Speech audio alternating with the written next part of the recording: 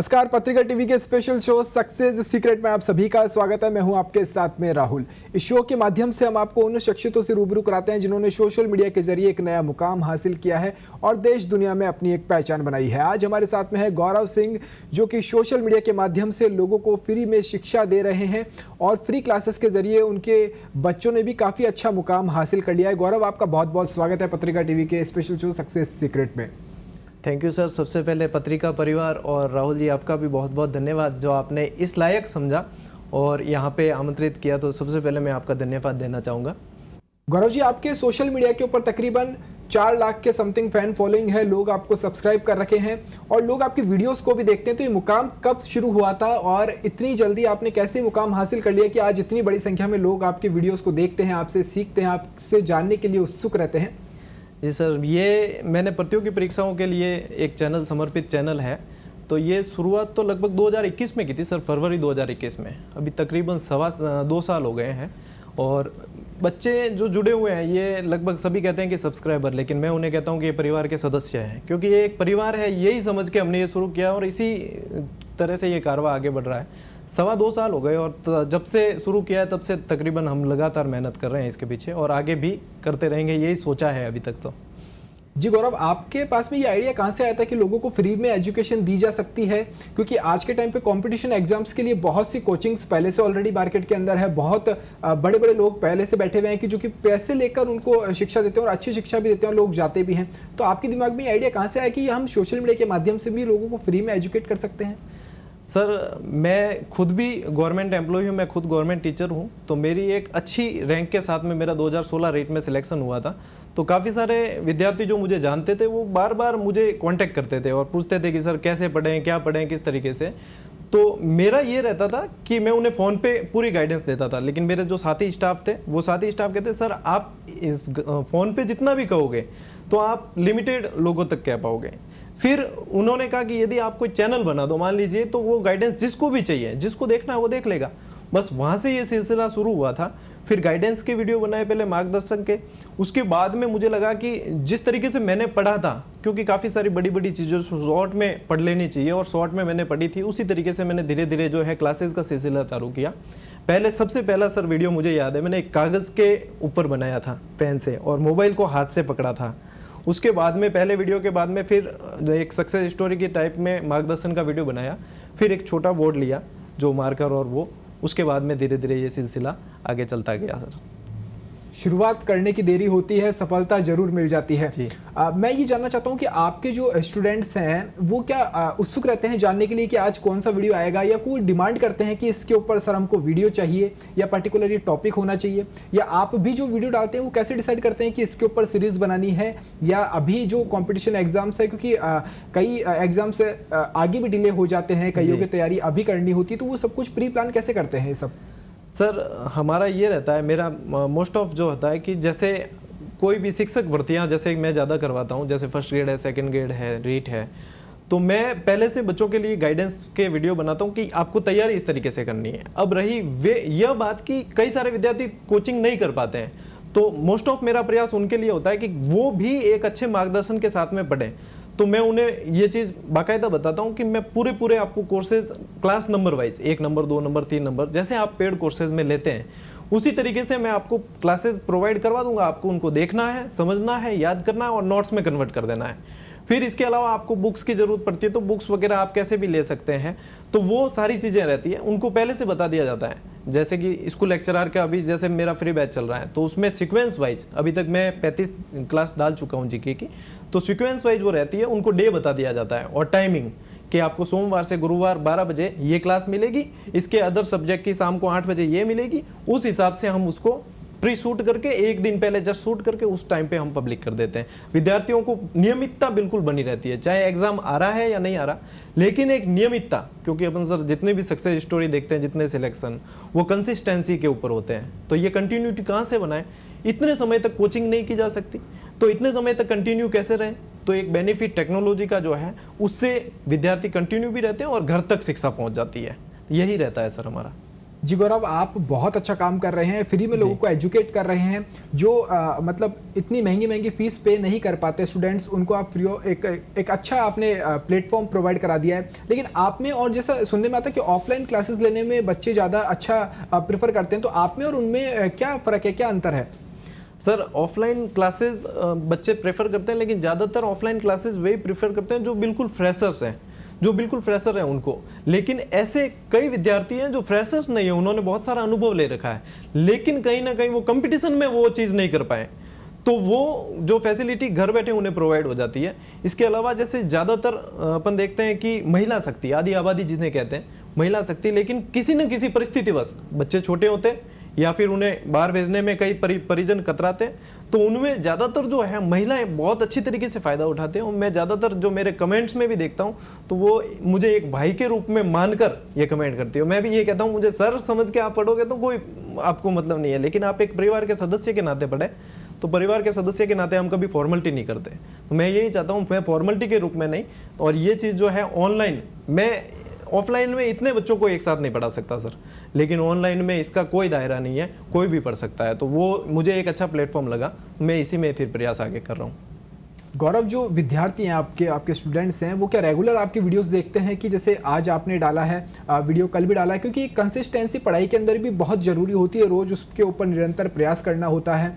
तो उसके ऊपर तैयारी कैसे करवाते हैं आप, आपकी प्लानिंग क्या रहती है? सर वीडियो जो है बच्चे मतलब उनकी एक आदत पड़ जाती है और एक अटैचमेंट हो जाता है कि यहाँ से पढ़ रहे हैं और यहीं से हमें पढ़ना है, तो वो बिल्कुल इंतजार करते हैं कि हमारा ये डे है। वो टाइम भी उस टाइम पे फ्री भी हो जाते हैं कि इस टाइम सर की क्लास आएगी, इस टाइम फ्री होना है। वो बिल्कुल नोटबुक और पेन लेके बैठेंगे, उसे नोट्स बनाएंगे। यदि मेरा शेड्यूल, के कई सारी परिस्थितियाँ होती है पारिवारिक वगैरह ऐसी, तो जैसे कहीं बाहर जाना है या तो उनकी उम्मीदों को देखते हुए मुझे कहीं बाहर जाना है 7 दिन के लिए, तो मुझे उन 7 दिन की क्लासेस पहले से प्रिपेयर करनी पड़ती है और उनको उस हिसाब से शेड्यूल करना पड़ता है। क्योंकि मैं बाहर जाऊंगा तो लगभग 4 लाख बच्चों की क्लासेस कहीं ना कहीं प्रभावित होगी, तो वो चीज़ें मैं शेड्यूल करके चलता हूँ कि ये इनकी पढ़ाई कहीं ना कहीं प्रभावित नहीं हो। और यही प्रेम है जो 0 से शुरू हुआ सफ़र यहाँ तक आया है सर। जी गौरव, आज बहुत अच्छा मुकाम आपने हासिल कर लिया है, लेकिन शुरुआत में बहुत समस्याएं आपके साथ में आई होगी, क्योंकि सोशल मीडिया भी प्लेटफॉर्म बहुत बड़ा है, बहुत टफ कंपटीशन उसके ऊपर अब हो गया है। तो क्या क्या समस्या शुरुआत के दौर में आपके सामने आई थी? शुरुआत के दौर में सर, जैसे मैं वीडियो बनाता था तो मैं मोबाइल से बनाता था, मोबाइल में स्टैंड लगा के बनाता था। तो मेरे सामने समस्या ये थी कि जो छोटा सा बोर्ड था उसमें इतना सारा कंटेंट एक साथ नहीं आ सकता था, और मैं यदि उसको लिखता हूँ मिटाता हूँ तो वो बहुत सारी मतलब एडिटिंग होती है। तो मैं क्लिप्स रिकॉर्ड करता था, एक क्लिप्स होगी फिर मिटाना और वो उसमें नहीं आता था, फिर मैं दूसरी क्लिप्स, ऐसे करके मेरी 6-7 क्लिप्स होती। उन सबको मैं खुद फिर एडिट करता, एडिट करने के बाद में फिर उसे अपलोड करना है। तो ये सारी प्रोसेस, इसमें मेरे लगभग एक क्लास के अंदर 8 से 9 घंटे की मेहनत सर लगती थी। और कोई भी क्लास देनी है तो उसको पहले 2 घंटे अपन को प्रिपेयर होना है, क्योंकि ऑनलाइन में सिर्फ स्टूडेंट नहीं मास्टर भी पढ़ते हैं। तो उन सभी को देखते हुए ये सारी चीज़ें बिल्कुल परफेक्शन के साथ में देनी पड़ती है। तो इनमें मतलब ये है कि 24 घंटे में से 8 से 10 घंटे एक आधे घंटे की क्लास के पीछे चला जाता था। ये चुनौतियाँ थी। दूसरी बात चुनौतियाँ ये थी कि आप बेशक बहुत अच्छा पढ़ा रहे हैं, लेकिन जैसे कि दुनिया की परंपरा है, कहीं ना कहीं से कुछ ना कुछ 1 या 2% नेगेटिविटी आती है। तो उसके लिए हमें जो है वो, मैं हमेशा विद्यार्थियों से भी कहता हूँ कि बंदोली में जो घोड़ा होता है उसके आंखों के साइड में 2 ऐसे लगा दिए जाते हैं, ताकि वो ना इधर देखे ना इधर देखे, उसको जो करना है वही करना है। बस यही चीज़ है कि नेगेटिविटी जहाँ से आ रही है उसके लिए ये लगाना ज़रूरी है। उसके बाद में आप आगे बढ़ते चले जाइए, निश्चित रूप से रास्ते अपने आप मिलते हैं सर। गौरव, जैसे आज इतना बड़ा मुकाम आपने हासिल कर लिया है, लेकिन जब शुरुआती दौर होता है तो जब व्यूज़ नहीं मिलते हैं, आज तो आपके तकरीबन लाखों में व्यूज़ आते हैं जी, तो क्या डीमोटिवेट आप हुए थे? नहीं, डीमोटिवेट जैसा सर मेरे साथ में सीन कम हुआ। कारण ये है कि मेरा फैमिली जो है बहुत सपोर्टिव है, उन्होंने कहीं ना कहीं बहुत अच्छी तरीके से सपोर्ट किया।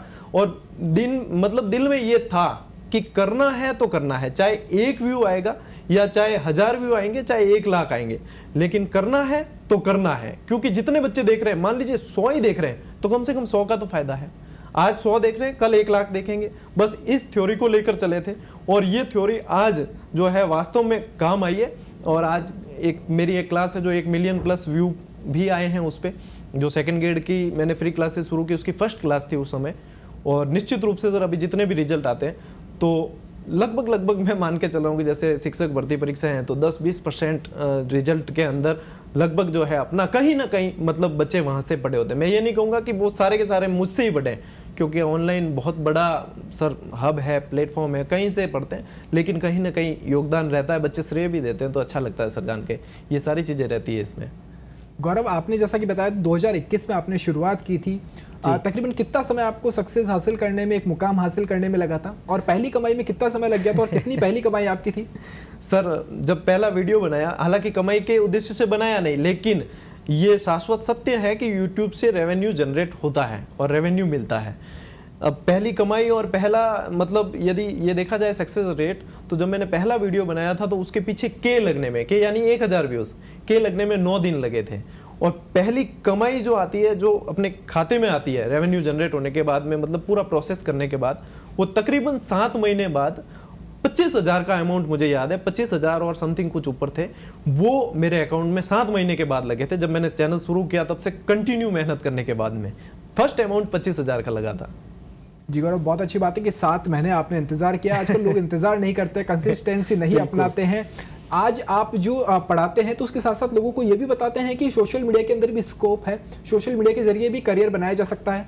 बिल्कुल सर, सोशल मीडिया के जरिए आज मतलब एक तरीके से बिल्कुल ही इसके साथ में चलती है सारी चीज़ें, क्योंकि आज जैसे कोई शादी ब्याह है, कोई भी समारोह है, तो हम पहले फोटो सेल्फीज, जगह जगह सेल्फीज पॉइंट बनाए जाते हैं। वो किस लिए बनाए जाते हैं? क्योंकि उन चीज़ों को सोशल मीडिया पे पोस्ट किया जाता है। और सोशल मीडिया में आज हम देखते हैं काफ़ी सारे स्कोप है, जैसे कि इंस्टाग्राम भी कोई चलाता है तो उससे भी कहीं ना कहीं वो अपना कैरियर सेट करता है, यूट्यूब से कैरियर सेट हो रहे हैं, और भी बहुत सारी सोशल साइट्स हैं जिनके जरिए हम देखते हैं कि लोगों ने जीरो से शुरुआत करके आज मिलियंस तक गए हैं, और न सिर्फ व्यूज़ में बल्कि उनकी इनकम भी मिलियंस में हुई है। तो निश्चित रूप से सर सोशल मीडिया एक अच्छा प्लेटफॉर्म है और आगे और भी अच्छा हो सकता है। नहीं गौरव, जो सोशल मीडिया तो अच्छा प्लेटफॉर्म है, लेकिन लोग इसको अच्छे के तौर पर नहीं देखते हैं। जैसे फैमिली में आप तो खुद पढ़ाते हैं, बच्चे हैं, तो उनके जो पेरेंट्स हैं वो ये कहते हैं कि सोशल मीडिया और इन सब में टाइम वेस्ट करना होता है, टाइम वेस्ट करना होता है, आप पढ़ाई पर ध्यान दीजिए, क्योंकि सोशल मीडिया की एजुकेशन कोई नहीं देता है। तो क्या आप उसके लिए बच्चों को प्रेरित करते हैं? बिल्कुल सर, इसमें ये सीन बिल्कुल आपने बहुत सही एकदम मुद्दा उठाया। इसमें कारण भी है कि हम किसी चीज़ के लिए मोबाइल उठाएंगे और वो चीज़ भूल जाएंगे और 2 घंटे दूसरी चीज़ें सर्फिंग कर लेंगे। इसीलिए हमारे पेरेंट्स कहते भी हैं कि सोशल मीडिया में समय व्यर्थ होता है, लेकिन जो डेडिकेटेड बच्चा है, जो बिल्कुल लक्ष्य के प्रति समर्पित है, वह वही चीज़ देखता है कि मुझे पढ़ना कहाँ से है, मुझे कौन सी चीज़ें देखनी है। वो अपना टाइम निश्चित कर लेता है कि इतने समय मुझे मोबाइल चलाना और इतने समय में मुझे ये चीज़ करनी है। आज मेरे पास में काफ़ी सारे ऐसे कमेंट्स आते हैं सर बच्चियों के, जो अपने फादर का मोबाइल लेकर पढ़ती है और उनके फादर खुद उन्हें मोबाइल देते हैं और वो क्लास चालू करके देते हैं कि सर की क्लास का टाइम हो गया, आप अपने नोट्स बना लीजिए और आप अपनी चीज़ों को इनके जरिए अपना कंटिन्यू रखिए। तो कहीं ना कहीं सर ये चीज़ें जो है अच्छे में बदल रही है। बिल्कुल पहले टाइम पास के जरिए में देखा जाता था, आज भी कई लोग टाइम पास करते हैं, लेकिन अब ये चीज़ें जो है इनका एक परिवर्तित रूप भी देखने को सामने आ रहा है, जो सिर्फ शिक्षा से संभव हो पाया है। गौरव, आपके जो वीडियोस होते हैं, आप फ्री में एजुकेशन लोगों को देते हैं, तो उनके अंदर क्या खास होता है? लोग आपकी वीडियो क्यों देखना पसंद करते हैं? सर इसमें मेरी जो क्लासेस होती है तो उसमें मैं ये चीज़ करने की कोशिश करता हूँ कि जैसे कि डिजिटल बोर्ड आजकल आ गए हैं, तो यानी कि टेक्नोलॉजी में बहुत सारी चीज़ें हुई है, तो मैं ये करने की कोशिश करता हूँ कि उनका टाइम बचे। मैं लाइव क्लासेस नहीं देता सर। मेरी क्लासेस में एक सबसे बड़ी बात ये होती है कि मैं लाइव नहीं देता, लेकिन वो क्लासेस लाइव की तरह चलती है। उसमें कारण ये होता है कि लाइव में जो है टीचर और स्टूडेंट बहुत सारी बातें करने लग जाते हैं बीच में, तो वो जो कंटेंट पढ़ना होता है वो रह जाता है। तो एक बात तो रहती है ये कि मेरी क्लासेस अपलोड होती है तो कंटेंट बेस्ड होती है कि आपको सीधी सीधी चीज़ पढ़नी है। दूसरी बात कि मैं स्थानीय भाषा का प्रयोग करता हूँ बीच बीच में, जैसे कि मारवाड़ी। तो मातृभाषा ये कहा भी गया है कि सीधा ही मतलब दिमाग पे असर करती है, तो वो चीज़ें स्टूडेंट के सीधे दिमाग में चली जाती है।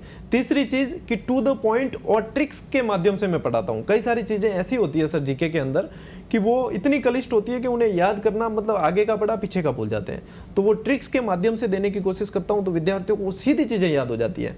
तो एक बार विद्यार्थी जैसे कोई क्लास अटेंड करता है तो दूसरी क्लास उसे ऑटोमेटिक जो है खींच लेती है अपनी तरफ, और वे चीज़ें सीधी सीधी उनके एग्जाम हॉल में काफ़ी सारी जो है परेशानी को आसान कर देती है। तो ये अपनी चीज़ों में की पॉइंट्स रहते हैं इन क्लासेस की, खास तौर पे इनके पीछे विद्यार्थियों का ये रुझान रहता है सर।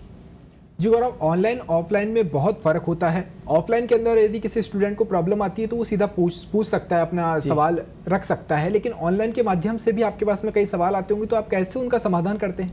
सर ऑनलाइन के माध्यम से जैसे जो भी वीडियो है तो उसके नीचे कमेंट बॉक्स में विद्यार्थी बहुत सारी प्रतिक्रियाएं देते हैं, तो काफ़ी अच्छी भी देते हैं और काफ़ी सारी उनकी क्यूरीज भी होती है। तो वो क्यूरीज होती है, उनके समाधान के लिए हमारा पैरेलल में टेलीग्राम ग्रुप चलता है। टेलीग्राम पे भी अपने 1,55,000 के करीब विद्यार्थी जुड़े हैं।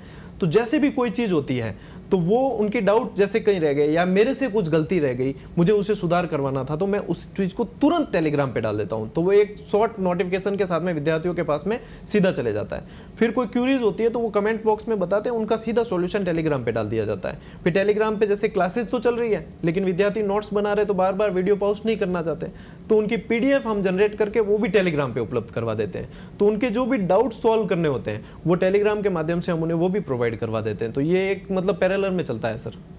गौरव, आपने जब शुरू किया होगा तो ये सफ़र, जब आप सिंगल काम करते होंगे, आप अकेले काम करते होंगे, आज कितने लोगों की टीम है? क्योंकि जैसा आप बता रहे हैं उसके अंदर टीम वर्क बहुत ज़रूरी होता है, तो आज कितने लोगों की तकरीबन टीम के साथ में आप काम कर रहे हैं? सर टीम में ये है कि सबसे फ्रंट जो दिखता हूँ वो मैं हूँ, फिर मेरी जो अर्धांगिनी है वो बैक में सारा सब कुछ चीज़ संभालती है। जैसे कि बच्चों के लिए अभ्यास सीरीज चला रहे हैं हम, वो चीज़ें संभालनी है, उनकी काफ़ी सारी क्वेरीज होती है, काफ़ी सारी चीज़ें होती है, उन सबको जो है मेरी जो वाइफ है वो संभालती है। इसके अलावा हम जैसे कंटेंट बनाते हैं, अभ्यास के लिए भी कंटेंट बनाना है, क्लासेस के लिए भी कंटेंट बनाना है, बुक्स के लिए कंटेंट है, तो वो सारी चीज़ें जो है उसके लिए हम मतलब फिक्स, मेरी कोई ऐसी टीम नहीं है जो परमानेंट एक जगह बैठकर काम कर रही है, लेकिन हम वर्क फ्रॉम होम प्रोजेक्ट के अनुसार बहुत सारे काम करते हैं और वो सारी चीज़ें चलती रहती है। रही बात कि पहले स्टार्ट में मैं अकेला ये सब करता था, अभी भी काफ़ी सारी चीज़ें हैं, जैसे कि लोगों को लगता है बहुत बड़ी टीम होगी, लेकिन ऐसा कुछ है नहीं सर। जैसे मेरी क्लासेस है तो उसकी PDF PPT जितनी भी है वो मैं बनाता हूँ, यहाँ तक कि थंबनेल भी मैं बनाता हूँ ऊपर लगने वाले, और काफ़ी सारी जो चीज़ें होती है वो एडिट वगैरह वो सारा अभी तक तो मैं ही कर रहा हूँ। आगे यदि ज़रूरत पड़ेगी तो उसके लिए एक मजबूत टीम बनाने के लिए भी हम प्रयास करेंगे। ये उन लोगों के लिए सीखने के लिए बहुत अच्छी बात है कि जो लोग सोचते हैं सोशल मीडिया पर आने के लिए बहुत अच्छे अच्छे फ़ोन चाहिए होते हैं, बहुत अच्छी टीम चाहिए होती है, तभी वो सक्सेस हो सकते हैं, लेकिन वो अकेले काम कर कर भी बहुत अच्छी सफलता हासिल कर सकते हैं बहुत जल्दी। अगर कंसिस्टेंसी के साथ काम करेंगे तो उनको भी ज़रूर सफलता मिल सकती है। गौरव, यहाँ पर सबसे मेन पार्ट रहता है कंटेंट का। अब डेली नया कंटेंट चाहिए होता है और कुछ यूनिक तरीके से यूनिक स्टाइल में चाहिए होता है, तो वो सब कुछ आप प्लान कैसे करते हैं ताकि आपके जो कॉम्पिटिटर जो होते हैं उनको भी देखते हुए आप कंटेंट बनाते होंगे कि आज, क्योंकि सोशल मीडिया बहुत बड़ा हब है, आपके जैसे और भी लोग हैं जो कि फ्री में एजुकेशन दे रहे होंगे, तो आपके कंटेंट में क्या खास रहता है, क्या स्पेशल रहता है और कैसे आप उसको यूनिक तरीके से डिजाइन करते हैं? सर कंटेंट के लिए सबसे पहले जैसे हम जिस वैकेंसी की तैयारी करवा रहे हैं उसके सिलेबस को बहुत अच्छी तरीके से एनालिसिस करते हैं। उसके बाद में काफ़ी सारे जो है ऑथेंटिक सोर्सेज होते हैं हमारे पास में, ऑथेंटिक काफ़ी सारी बुक्स हैं, जैसे कि हिस्ट्री है तो हिस्ट्री की ऑथेंटिक बुक्स है, ज्योग्राफी की ऑथेंटिक बुक्स है। अब वो ऑथेंटिक बुक्स जो कॉलेज में भी चलती है काफ़ी सारी, लेकिन वो बच्चे नहीं पढ़ पाते क्योंकि उसमें से जो काम की सामग्री कंपटीशन के हिसाब से है वो उन्हें छांट नहीं पाते। तो हमारा फोकस ये रहता है कि उन ऑथेंटिक बुक में से कंपटीशन के लायक जो सामग्री है और वो जिस तरीके से प्रस्तुतिकरण के माध्यम से वो बच्चों के पास पहुंचनी चाहिए उसको उस तरीके से देने की कोशिश करते हैं, उसको फिर अरेंज करना। और ये बुक्स राइटिंग का ये जो है मेरा खुद का बुक्स राइटिंग का पहले से शौक रहा है और इसको फिर मैं अरेंज करता हूँ। फिर जैसे कहीं पे कुछ डाउटफुल चीज़ें होती है, उन डाउटफुल चीज़ों को क्लियर करने के लिए या तो कोई चीज़ ऐसी है तो वहाँ के कोई स्थानीय, जैसे कि किसी किले से संबंधित कोई जानकारी है और उसके बारे में कोई डाउट है तो वहाँ के स्थानीय किसी व्यक्ति से संपर्क करके वहाँ के ऑथेंटिक शिलालेख या अभिलेख जो भी हमें मिल जाए सोर्स, उसको जुटाने की कोशिश करता हूँ। कई बार मैं ये भी कोशिश करता हूँ, मैं ज़्यादातर विजिटर प्लेस पे जाता हूँ तो मैं खुद वहाँ से जो चीज़ें देखूँ और उनको फिर फोटो में कैप्चर करके मैं ले आता हूँ। टेलीग्राम के माध्यम से विद्यार्थियों को मैं इन चीज़ों को शेयर भी करता हूँ कि आप लोग खुद भी इसे देखें क्योंकि इसे कोई भी नकारा नहीं जा सकता, ये बिल्कुल ऑथेंटिक है। इसके अलावा फिर जैसे कहीं डाउटफुल रह गया तो सोशल मीडिया, जैसे आपने कहा वैसे ही इंटरनेट आज बहुत एक अच्छा प्लेटफॉर्म है, तो हमें काफ़ी सारी चीज़ें ऑथेंटिक साइट्स से, बहुत सारी अदर साइट्स हैं वहाँ से नहीं, आपको ये पता होना चाहिए कि ऑथेंटिक साइट्स कौन सी है, जैसे पुरातत्व विभाग की हो गई ये सारी, तो वहाँ से हम काफ़ी सारी चीज़ें कन्फर्म करके फिर वो देने का प्रयास करते हैं। तो गौरव, आपकी जो एक वीडियो होती है उसके ऊपर कितनी मेहनत, कितना समय उसको तैयार करने में लगता है? और क्योंकि वो वीडियो छोटी सी होती है लेकिन उसके पीछे मेहनत बहुत लंबी छुपी हुई होती है। सर यदि देखा जाए कि एक वीडियो के पीछे तो ऐसे तो कई सालों की मेहनत है, लेकिन पर्टिकुलर अगर दिन की बात करें तो एक वीडियो जो अपना पब्लिक हो रहा है उसके पीछे स्लाइड्स मेकिंग में जो पीपीटी के रूप में बनती है, और वो लगभग अब 2-3 घंटे का समय ले लेती है। पहले मेरे 7-8 घंटे लगते थे जब मैं एक एक क्लिप को जोड़ता था। अब पीपीटी बनाने में 2 से 3 घंटे लगते हैं, क्योंकि दिखता आसान है लेकिन उन्हें व्यवस्थित तरीके से व्यवस्थित सोर्सेज से लेना और व्यवस्थित तरीके से देना, फिर उसके लिए अपने आप को प्रिपेयर करना, ये सारी चीज़ों में कम से कम बैकग्राउंड में 2 से 3 घंटे तो आराम से लग जाते हैं। फिर क्लास को रिकॉर्ड करने का जो भी 25 मिनट, 30 मिनट, 35 मिनट टाइम होता है वो उस पर लगता है सर। जी गौरव, आपने भी पढ़ाई की होगी, आप जैसा कि बता रहे हैं आप गवर्नमेंट टीचर भी हैं जी। तो आपने उस समय पढ़ाई की थी जब और अब में क्या फ़र्क आ गया, क्या अंतर आप दोनों में मानते हैं? सर उस समय बच्चों के पास में एजुकेशन के इतने सारे प्लेटफॉर्म नहीं थे। यदि बुक्स की बात करें तो भी उनके पास में इतने सारे ऑप्शन नहीं थे, क्योंकि हर बच्चे की पढ़ने की एक अलग शैली होती है, हर बच्चे की व्यक्तिगत विभिन्नता होती है, उसके अनुसार ही वो पढ़ पाता है। कई बच्चे अपन देखते हैं लिख कर याद करता है, कई जो होता है वो बोल के याद करता है, कई जो होते हैं वो सोते सोते पढ़ लेते हैं, कई बैठ के पढ़ लेते हैं। तो ये व्यक्तिगत विभिन्नता के अनुसार आज के समय में सामग्री और शिक्षक उन्हें मिल जाते हैं। उस समय नहीं मिल पाते थे, उस समय स्टूडेंट को एडजस्ट करना पड़ता था और इतना कंटेंट व्यवस्थित तरीके से उपलब्ध नहीं था। लेकिन ये भी है कि आज के दौर में कंपटीशन भी बढ़ गया है सर, क्योंकि पहले यदि मान लीजिए किसी वैकेंसी में 10 लाख फॉर्म आते थे तो आज 15 लाख प्लस आ जाते हैं। तो कंपटीशन बढ़ गया, सरकारी नौकरियों के प्रति रुझान बच्चों का बढ़ गया है, तो कंपटीशन बढ़ा है, लेकिन उनके पास में पढ़ने के जो प्लेटफॉर्म भी बढ़े हैं, उनके पास में टेक्नोलॉजी भी बढ़ी है, तो वो उसको उस हिसाब से तैयार भी कर पाते हैं। तो कहीं ना कहीं ये चीज़ें जो है समानांतर में चलती है सर। जी गौरव, यहाँ पर बड़ी बात यह है कि जैसा आपने जिक्र किया कि पहले जहाँ 10 लाख फॉर्म आते थे 15 लाख और आने वाले समय में 20 लाख भी पहुँच जाएंगे, लेकिन क्या आप बच्चों को इस तरह से भी गाइड करते हैं कि प्राइवेट जॉब के अंदर भी बहुत अच्छा स्कोप है? बिल्कुल, बच्चे उसके अंदर भी बहुत अच्छा करियर बना सकते हैं। बिल्कुल सर, जैसे ही किसी वैकेंसी का नोटिफिकेशन आ जाता है उसके बाद में वो तैयारी करते हैं, फिर रिजल्ट की बात आती है। रिजल्ट में निश्चित रूप से जितनी वैकेंसी है उतने ही बच्चे सिलेक्ट हो पाते हैं, लेकिन बाकी के सिलेक्ट नहीं हो पाते हैं। तो हम उन्हें मोटिवेशनल सेशन भी देते हैं, कई बार बूस्ट करना पड़ता है बच्चों को, क्योंकि वो जो टाइम होता है बच्चों के लिए वो ऐसा होता है कि समाज से उनके प्रति काफ़ी सारी नेगेटिविटी आती है। बच्चा यदि बाहर निकल जाएगा घर से तो सब्जी वाला भी उसे पूछेगा जब उसका सिलेक्शन नहीं होगा, भैया क्या हुआ कि रिजल्ट, तो वो उस समय बच्चा टूट जाता है। तो हम काफ़ी सारी चीज़ें उन्हें ऐसी भी बताते हैं, मोटिवेट भी करते हैं, और निश्चित रूप से ऐसे उदाहरण बताए जाते हैं कि सिर्फ एक एग्जाम आपकी काबिलियत को नहीं बता सकता, आप जो है प्राइवेट सेक्टर में भी अपनी काबिलियत को सिद्ध कर सकते हैं। और यदि आपका टारगेट ही यही है कि नहीं मेरा तो सपना गवर्नमेंट जॉब ही है और मुझे गवर्नमेंट में ही जाना है, तो फिर आपको तब से ही निश्चित रूप से वापस लग जाना है और कंटिन्यूटी के साथ। नहीं गौरव, यहाँ पर एक बात आती है कि जितनी आज सैलरी गवर्नमेंट एक जॉब में मिलती है, कहीं उससे ज्यादा प्राइवेट जॉब में भी अर्न की जा सकती है, वहां पर भी मोटी सैलरी होती है। तो उसको किस हिसाब से आप देखते हैं कि बच्चों को क्या गाइड करना चाहिए कि भाई प्राइवेट जॉब के अंदर स्कोप है, या आप अपनी क्षमता के अनुसार जिसके अंदर आपकी रुचि है उसके अनुसार आपको जाना चाहिए, उस फील्ड के अंदर काम करना चाहिए? बिल्कुल सर, अब गवर्नमेंट जॉब यदि देखेंगे तो हम तो बहुत कम परसेंटेज है जो गवर्नमेंट जॉब लेते हैं, और प्राइवेट जॉब जो है उसमें भी उनकी स्किल्स के लिए बहुत सारे, उनकी स्किल्स के रिलेटेड बहुत सारी चीज़ें हैं जिसमें वो जा सकते हैं, निश्चित रूप से गवर्नमेंट से भी बेटर वो कर सकते हैं।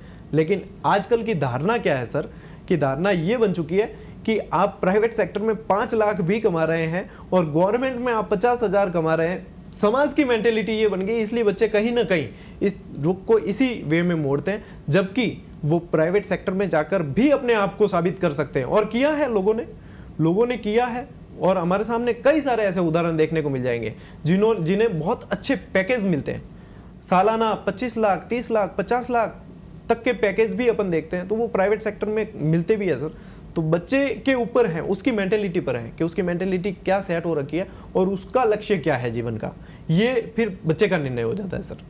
सरकार भी खुद मोटिवेट करती है कि आप स्टार्टअप करिए, हम आपको पैसा देंगे स्टार्टअप के लिए, बहुत अच्छे अच्छे स्टार्टअप भी हो रहे हैं। लेकिन एक मंशा आजकल की जो युवा पीढ़ी उनके अंदर गवर्नमेंट जॉब की रहती है, उसके पीछे क्या निहित उसके अंदर छुपा हुआ रहता है कि हमको गवर्नमेंट जॉब ही चाहिए, या आप क्या दोनों में क्या फ़र्क क्या मानते हैं, दोनों में गवर्नमेंट और प्राइवेट जॉब में फ़र्क क्या मानते हैं आप? सर गवर्नमेंट और प्राइवेट जॉब में फ़र्क कुछ भी नहीं है। यदि कोई व्यक्ति काम करना चाहता तो उसे हर जगह काम करना पड़ेगा, चाहे वो प्राइवेट में कर रहा है चाहे गवर्नमेंट में कर रहा है, सभी जगह काम उसको व्यवस्थित करना ही पड़ेगा। लेकिन गवर्नमेंट के अंदर जाने के प्रति 2 कारण होते हैं। एक तो क्या है, बच्चे का खुद का रुझान है, उसने पहले से मन बना रखा है कि मुझे करना गवर्नमेंट ही है, तो एक तो उसकी इच्छा है। दूसरी चीज़ है, कई बच्चे इच्छा नहीं होने पर भी करते हैं, कारण यह है कि समाज की धारणा बन चुकी है, समाज उन्हें ही सफल मान रहा है, जबकि ये नहीं होना चाहिए। ये समाज की एक गलत धारणा है कि उन्हें ही सफल मान रहा है जिन्होंने गवर्नमेंट जॉब हासिल की है। उन लोगों की इतनी वैल्यू नहीं हो पाती जो प्राइवेट सेक्टर में भी बहुत अच्छा प्रदर्शन करते हैं। तो ये जो है, हम दूसरे जो सामाजिक लोग हैं उन लोगों को अपनी धारणा बदलनी पड़ेगी, ताकि आने वाली जो युवा पीढ़ी है वो अपनी स्किल्स को और डेवलप करें और सही दिशा में अपने आप को ले जा सके। जी गौरव, जैसे कि सोशल मीडिया के ऊपर आज कोई अपना करियर बनाना चाहे तो उसको क्या क्या जरूरत है, कैसे वो अपना करियर बना सकता है, कैसे सोशल मीडिया के ऊपर सक्सेस हासिल कर सकता है? सर, सोशल मीडिया के लिए सबसे पहले तो उसे खुद टेक्नोलॉजी फ्रेंडली होना पड़ेगा। काफ़ी सारी चीज़ें उन्हें खुद होमवर्क करनी पड़ेगी कि कहाँ पे क्या स्कोप है, और इसके लिए यूट्यूब पे काफ़ी सारे मतलब इसमें मिल भी जाएंगे वीडियोस भी, काफ़ी सारे लोग गाइडेंस बहुत अच्छी कर लेते हैं कि इसमें ये स्कोप्स हैं। फिर वो टेक्नोलॉजी फ्रेंडली हो जाते हैं, फिर उनको अपने ऊपर देखना पड़ेगा मेरी काबिलियत कितनी है, मैं किस फील्ड में जा सकता हूँ, उसके अनुसार है सर फिर वो अपना कितना दे पाता है और उसको कितना कंटिन्यू रख पाता है, क्योंकि कंटिन्यूटी बहुत ज़्यादा मैटर करती है। जी गौरव, सोशल मीडिया से ही आपने करियर बनाया है, आपका जरिया कुछ और है कि आप पढ़ाते हैं, लेकिन आपका जो करियर है वो सोशल मीडिया के जरिए ही बना है। 4 लाख के करीब लोग आपसे जुड़े हुए हैं। तो अपनी सक्सेस के पीछे सीक्रेट किसको मानते हैं, क्या सीक्रेट आपकी सक्सेस के पीछे है?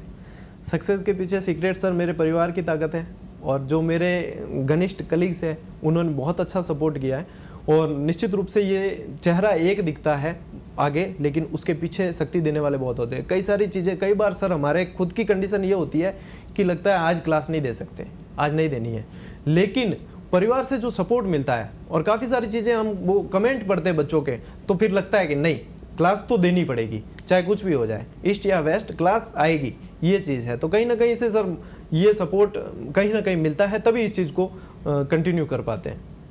कंसिस्टेंसी है तो सफलता पक्की, यानी जरूर से मिलेगी। कंसिस्टेंसी रखने की आपको देर है, बस अगर आप निरंतर काम करेंगे तो सोशल मीडिया के ऊपर आप भी करियर बना सकते हैं। गौरव, आपका शो से जुड़ने के लिए बहुत बहुत धन्यवाद। हाजिर होंगे फिर किसी नई शख्सियत के साथ में जिन्होंने सोशल मीडिया के ऊपर अपना एक नया मुकाम हासिल किया, एक नई पहचान बनाई है। मुझे दीजिए इजाज़त, नमस्कार।